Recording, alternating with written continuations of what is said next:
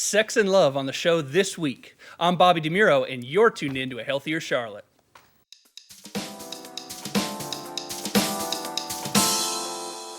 Welcome back to another episode of A Healthier Charlotte, where this week our focus is on relationships, everything from marriage and love to business, personal, and friendships. We'll talk about student health and college relationships in the next segment, but first we want to look at adults and their relationships, and we'll take a look at what it takes to maintain a healthy relationship and the importance of your relationships on you and your individual health. Let's meet our guests on the first panel this week. Joining me on the far side of the table is Kevin Decker, the founder of Return on Relationships and a renowned speaker on how to get the most out of those around you in business and personal settings. And next to him is John Davis, who by now is a regular on the show, and the founder of Elements to Lead, where, as he puts it, 1 + 1 has to equal more than 2. Gentlemen, welcome to the show. Thank you, Bobby. And John, good to have you back. All right, thanks for having me here. Kevin, I want to start with you, and I want to talk about marriage because this is something that you talk about a lot. I hear all the time that the divorce rate in this country is 50%. That number's not true, but where's that misconception coming from, and are we really looking at an epidemic of divorce? They say that statistics don't lie, but liars use statistics. Okay? In 1976, there were 2 million approximately marriages and 1 million approximately divorces. And a number of years later, some intrepid reporter looked at that and said, oh my gosh, we have a 50% divorce rate. The issue with that is the fact that they discounted the 112 million other marriages in this country. Not only that, but they discounted the 18 million widows and widowers. So there's 140 million marriages that aren't being counted in this statistic. But that's the statistic that has gotten traction, that you hear all the time. Now, even just looking at that statistic, that has leveled off in the last few years. And if you look at that, how that's going right now, I believe the actual divorce rate is somewhere between 35 and 45%, just using that, looking at that statistic. People are getting married later, so that's skewing the statistic. And through that, because they're taking longer to get married, and with all the effort that's going into relationship education, marriage education, particularly what the government is funding, people are starting to learn that if you have the skills to have a good relationship, not only can you have a great marriage, but you can perform better at work. Well, let's talk about that too, specifically still with the marriages. Are you seeing divorce, maybe the statistics aren't as high as they were 20 or 30 years ago, but is it something that's more acceptable? I mean, are people more understanding of this? And is that having an impact on marriage? Or is it going the other way? And maybe people are resisting the urge to get divorced because they've seen it so much? It is becoming more acceptable to get divorced. Last year, I believe, New York was the last state to enact no-fault divorce. Now, that started with Ronald Reagan in California. And that started this precipice that we've climbed over with couples falling apart where they were focused on getting married. I mean, there were certainly issues that need to be dealt with. There was a lot of violence in marriages, and they needed to figure out what they were going to do there. But the no-fault divorce was not the answer. And what's happened to families because of no-fault divorce and what's happened to our country because of no-fault divorce is a real problem. Now, there's lots of people who are trying to get a hold of that and get in front of that. There's a coalition for divorce reform that's started to actually get legislatures to enact laws to say, if you're going to get divorced, you have to go back and get some relationship education. Because you may not want to get divorced. Once you understand how to relate to each other, you may not want to get divorced. So we're trying to get in front of that. Divorce has become more acceptable. All of the states allow the no-fault divorce, and we're just trying to get in front of that right now. Well, John, let's talk about some of that relationship education, not just for marriages, but let's broaden it out a little bit.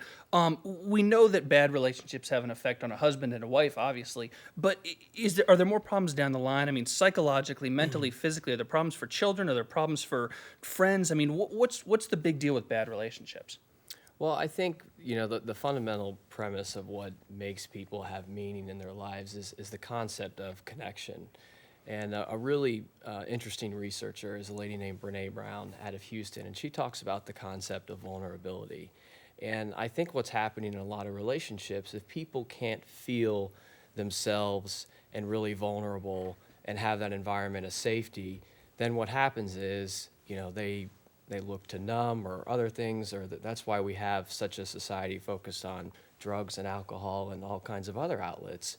And so I think what we're seeing this day and age is that if relationships were richer and we communicated and really listened and took time to be present with important people in our lives, then we wouldn't maybe have so many of the issues that we do have in relationships, because there is such an effect on other people in lives. In our, say, a marriage, I think it was Lou Holtz who said the best thing a mother or father can do is love their spouse and be an example for their kids. So I think relationships are a way we can be examples for others. And this is going to sound funny, Kevin, but let's talk about Jersey Shore and The Bachelor for a second. These reality television shows, I mean, we know they're fake. Maybe we don't necessarily watch them, but is there a consequence to people seeing these things? Does this impact relationships, or is that too kind of a pessimistic way of a look at how TV affects people? No, that is not too pessimistic a way to look at this. When people see their peers on these shows, whether they're young marrieds or people looking for love like The Bachelor, or just young people in general, Jersey Shore, and they see these relationships, people acting badly, people acting really badly, and they find that, oh my gosh, it expands their limits on how they can act. And there's no shame. And we used to have shame. And really, we need to bring that back, because we need to respect each other and respect ourselves. And if we don't have shame, we're not doing that. Well, let's talk about that, John, because our generation, Kevin, not to call you older, but our generation I am. I accept that. I am. Our generation has seen Jersey Shore. We live it. The people on Sure. some of these shows are our age. Do you think in the future that those consequences will manifest themselves in the way that maybe we react in relationships? I mean, are there consequences for young people going forward in 20 years? Yeah, I think what's happening right now with some of these shows, I don't get to see a lot of them, but for example, with The Bachelor, you mentioned that. I think there's such a premium on speeding up getting married, and such a premium on moving so quickly. And that's what I find is ironic about some of these shows, is that relationships take work and it takes time to really get to know somebody and grow with them. And I think if we're so focused on temporary gratification and getting there too quickly, that in 20 years we may have been through several cycles of relationships versus trying to find real meaning and connection with one person and understanding that there's a different way. And I think we're looking at things the wrong way, and it's not about the possessions that somebody has, but it's more about what kind of person they are. And I think if we reshifted the debate, you ask a mother or father right now, the first thing they ask is, where does that person work? What do they do? Instead of saying, hey, do they make you happy? Do you feel like yourself when you're with them? And if we could start asking those questions and take our time, hopefully we can change the way relationships work. Well, let's talk about how relationships work. Kevin, is it as simple as taking our time, communicating, compromising, maybe asking the right questions like John says? I mean, are there other things we can do to start maintaining good relationships? The very first thing is that you need to know and love yourself. Because if you don't know and love yourself, how are you going to find a soulmate if you don't know your soul? That's just insanity to think that you can do that. So slow down, figure out who you are, what you want, as opposed to the serial dating and serial relationships, and then trying to find the person who's going to heal the issues from the last relationship, but that creates new issues that you have to heal. If you figure out who you are, then you can figure out what you're really looking for in a relationship, what you value in a relationship. That's what's going to help you build a long-term relationship, build a foundation, build a box to be in the box of relationship, and then be in the conversation of relationship over time with the skills that you need to build your relationship.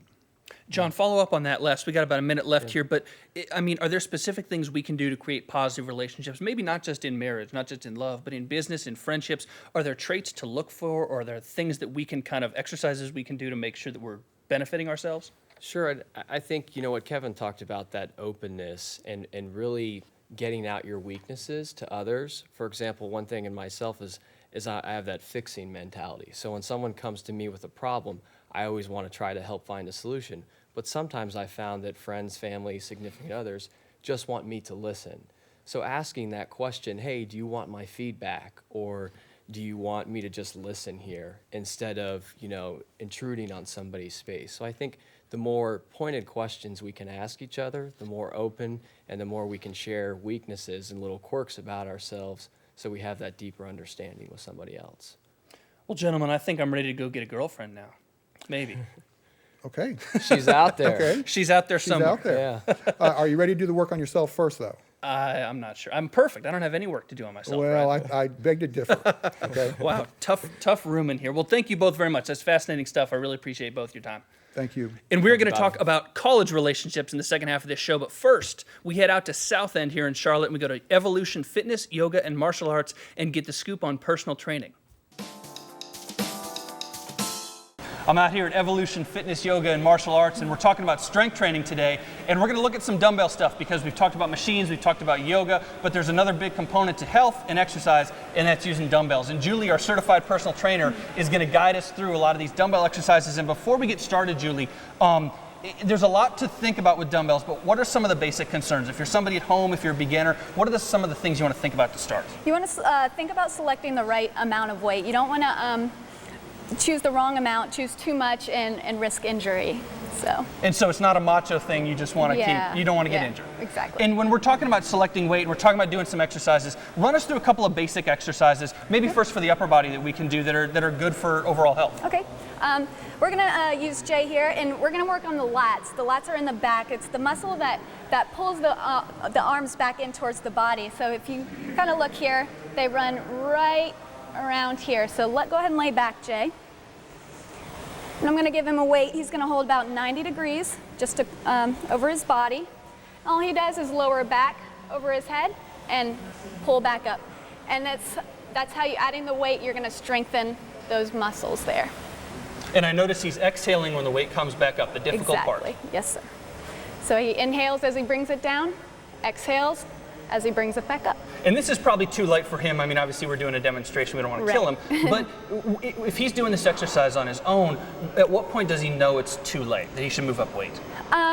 Once it starts getting easier, you start about 12 reps. Once that starts getting easy, I would say it's safe to go ahead and increase some weight. Perfect. So what can you do next? What's the next exercise to progress from this? We're going to go into some chest exercises. We'll start with a chest press. So he's going to take one weight in each hand. He lowers about 90 degrees, about there, and just presses right back up. Just like that. Good, Jay. And same thing, I see him breathing on the way up, exhaling on the way up. Exactly. It's a pretty good fitness model. He's doing good. And Good, same Jay. thing here, I mean, we're talking about tempo, be methodical, be slow. You want nice, slow, controlled movements. A lot of times you see people just go into town, and it's not really good. You're, again, risking injury, so you want nice, slow, and controlled movements. And one thing that I'm concerned with bench press and overhead press, does he lock his elbows out at the top? No, you like to kind of keep the tension, so you don't want to at any point rest in the movement. So keeping those elbows bent is a good idea. And I have one more question. We put a Okay. weight down on the floor because I see it a lot, and I know a lot of people do it wrong maybe. Yeah. When you have a weight on the floor, especially when you're using dumbbells, there's a right way and a wrong way to pick it up, Yes, right? sir. So run us through it. How do we Okay. pick up a weight Great. the Let me right take way? those, Jay. Okay. So we've got a weight on the floor. We don't want to get injured. Right. What's the first step? What do we do? Most important thing is to use the legs. Don't use the back. Don't fold at the hips and try and lift a heavy weight. Use the legs about feet hip distance apart. Bend the knees and lift it up. So it's almost just another squat, Exactly. which may not sound good to Jay, who's been working out all day, but it's something that'll keep you from preventing injury. We obviously don't want anybody to tweak anything in the lower Yeah, back. exactly. Got it. So, That's great. it. That's Julie. She's our certified personal trainer here at Evolution Fitness, Yoga, and Martial Arts here in South End. I'm not tired at all. Jay is. So let's get back to the show. Welcome back to A Healthier Charlotte and our discussion on healthy relationships. Let's switch gears here in the second panel, and we're going to talk college relationships and the next generation. And joining me now for the panel, we've got two experts on young people and young people's relationships. First, on the far end of the table, Deirdre Feeney, a graduate public health student and graduate assistant for wellness promotion at UNC Charlotte. And next to me is Elizabeth Devant, the Associate Director of Student Health and Wellness Services at Queen's University of Charlotte. And we've been joking off camera, but since I went to to Davidson, I think the cool side of the table is down here. Let's just establish that now. It's debatable. Yeah. All right. Well, welcome both of you. Let's, Elizabeth, let's start with you. Give me an overview. College kids they're adults, but they're not as developed as maybe a 30-year-old or a 40-year-old. Are there unique and maybe troublesome things that we need to think about when we look at college relationships and sex and love and all that sort of stuff? Well, you have to think about differentiation. So when college students, they're looking at how to understand themselves compared to other. So I always say they need to understand themselves first. And dating is a way to do that because the relationships can be like a mirror to yourself. So I encourage dating, not necessarily getting married right in college, but you can learn a lot. So they need to know about setting boundaries. Also technology plays an interesting role. So that's always a consideration, I think. Well, let's talk technology, Deirdre. We mentioned it in the first section, the first segment. We talked about Jersey Shore, but dealing with college kids every day and being younger than the guys in the first segment, no offense to them. Do you think Jersey Shore is having an effect on our generation? I mean, are we seeing that and understanding that it's not really reality, or do you think it's having a negative effect on us? I think that young people can definitely be taken in by that sort of culture. I think it really honestly depends on the individual themselves on how they're going to react to it. So I think probably most rational people are able to recognize and make the disconnect that, this isn't the real world. It is a television show, whether or not it's scripted or not. It's not the real world, and it's edited for our entertainment. Yeah. So I think most people will be able to recognize that, but I do think that it can affect certain individuals in certain ways. Do you see any consequences now with relationships or just people's behavior regarding shows like that, or do you think that's something that still may develop in the future? Well, I think, as mentioned earlier, I think it does kind of give students the idea that, maybe it's okay to do that. And like he was talking about shame earlier, it does kind of give them the impression that, well, we're seeing these things on TV. It is the cultural norm. You see people fist pumping in the clubs all the time. So obviously the Jersey Shore does have some sort of effect on college students. So yes, I do. We'll talk about your nightlife in another show, I guess. But Elizabeth, now the divorce rate for older Americans has been made a big issue. We talked about that in the first segment. Do you think that is going to trickle down in the next generation, or will we see almost a reversal in millennials seeing all this divorce and saying, you know what, I don't want that to happen to me? I think it's the second that you said. I mean, I definitely would sit with a lot of college students, and I think they really look at their families, they're exploring it, and I think they can do it better. They think they can do it better. Whether they can, we're yet to see. I mean, we'll see how that plays out. It is normal. I think most college students know someone or experience divorce themselves in terms of their family. Divorce in and of itself, I wouldn't say is always an unhealthy choice, but it's really how you communicate internally in the family and how that plays out. So some students come in and divorce isn't their issue in their relationships at all, despite that their parents were divorced. But it was because there was really good communication going on in the family. So. Well, follow that up. Do you think that young people understand that whole communication problem? I mean, it sounds like they're pretty aware of this. I don't. Yes and no, because at the same time, I do think there's dynamics that technology plays that is interfering with how we communicate with each other. Yeah. I would definitely say that the college students, I feel like they use this third element to communicate. So there's a lot of triangulation happening, and that third element is technology. So I do wish that they would, start to do face-to-face communication. So tweeting has been my problem all along. Right. Okay. There's some dynamics that happen between people when you're face-to-face, so that aren't captured in technology. Well, let's switch gears a little bit and talk about another issue that unfortunately is probably pretty prevalent on college campuses, and that's sexual assault. Yes. And it's tough for me to get a definition on it, I think partly because I'm male and partly because I've never been involved in that situation. But Deirdre, do you see it as an epidemic or something common, or is it something relatively rare that we're almost making too much of?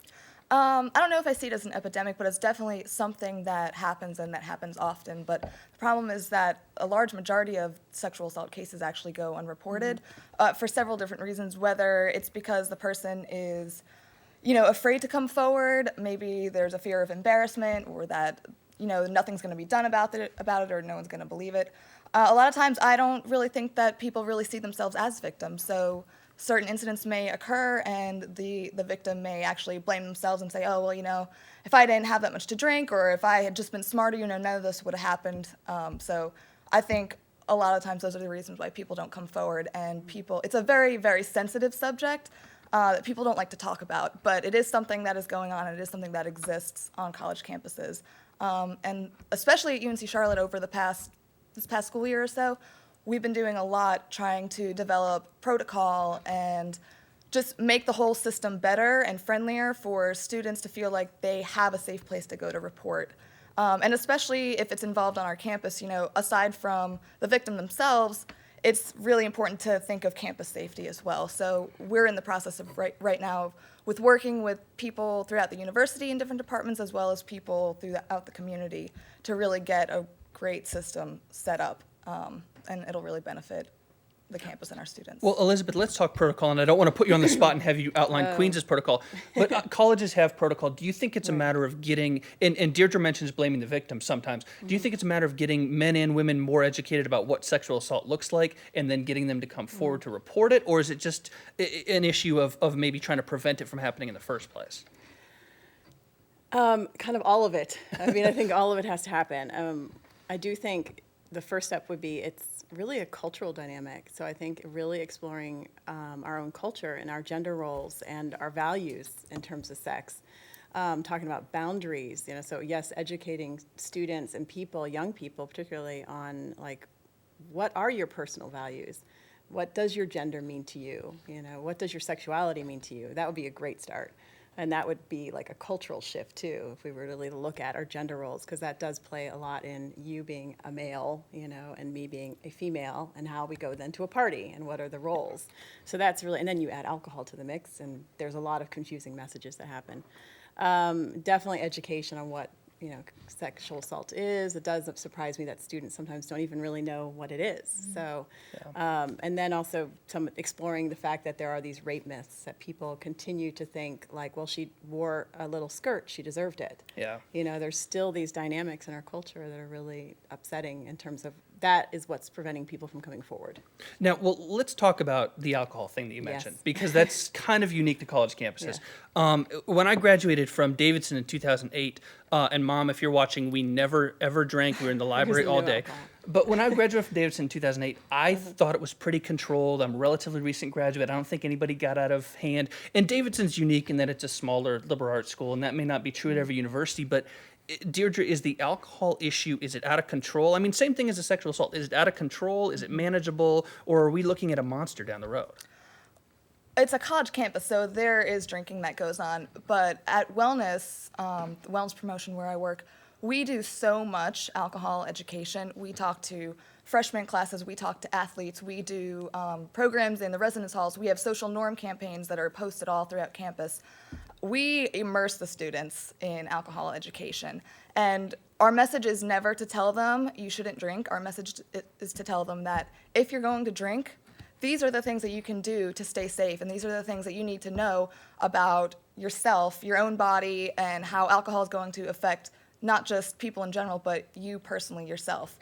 Do you think the education makes a difference? Because I remember taking Alcohol 101 or whatever it was called, and it was Yeah, just one of those I things teach that just Alcohol go 101. right through. I mean, do you think it makes a difference with them? Are they pretty receptive to it? They are pretty receptive to it, and I mean, drinking and partying is something that a lot of college students do, so it's something that I think they actually enjoy talking about, and I think they enjoy learning new things, especially, we talk about the difference between men and women and how girls, I'm sorry, you can't compete with men when it comes to drinking, and it's not because of anything else besides genetics, and, I think they really enjoy getting to know.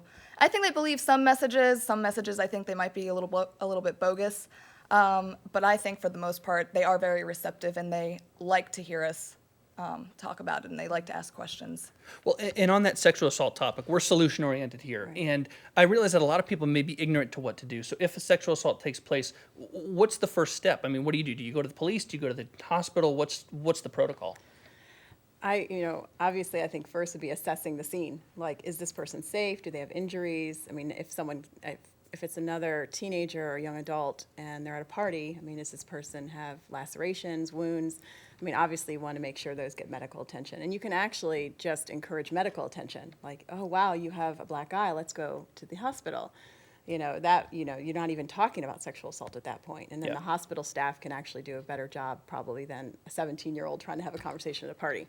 But then typically, because it's underreported, I mean, oftentimes a parent or a friend won't hear about this for months. And at that point is to be an open listener, avoid any shaming or judging comments, or even, just being open to whatever that person wants. It's always empowering the person. It's give Yeah. them choices.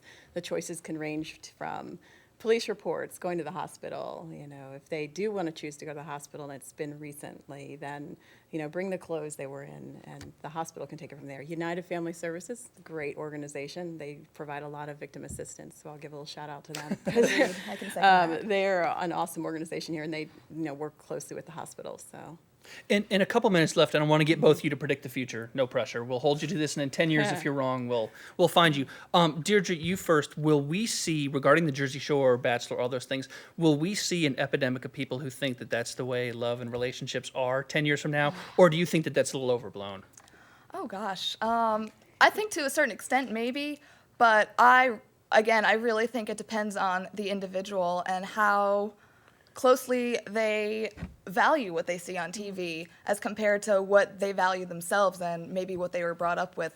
I think there are definitely people who are more susceptible to that epidemic that you're speaking of. But I think there are also plenty of people out there who have strong enough values and strong enough, opinions of themselves and whatnot that they don't need to look to television or media to decide how they're going to behave. And Elizabeth, last thing, and I realize we could probably do a whole show on this, but what is maybe the biggest issue facing college kids and young people in general when we look at relationship health, sexual health? What's the number one thing? Ooh, that's tough.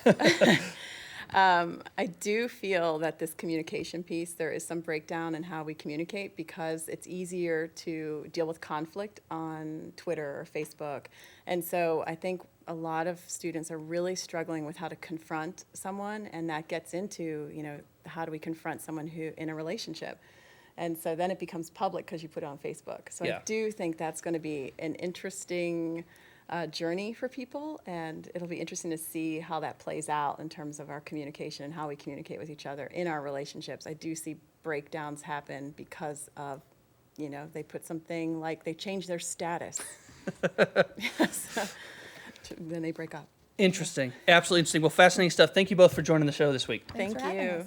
And that's all the time we have here on A Healthier Charlotte. Remember to visit ahealthiercharlotte.com for all of your local health and wellness information. You can also find us on, speaking of it, Twitter and Facebook on A Healthier Charlotte and A Healthier CLT. And for all of our guests today on the panels and for everybody on the crew in the studio, I'm Bobby DeMuro, and this has been A Healthier Charlotte.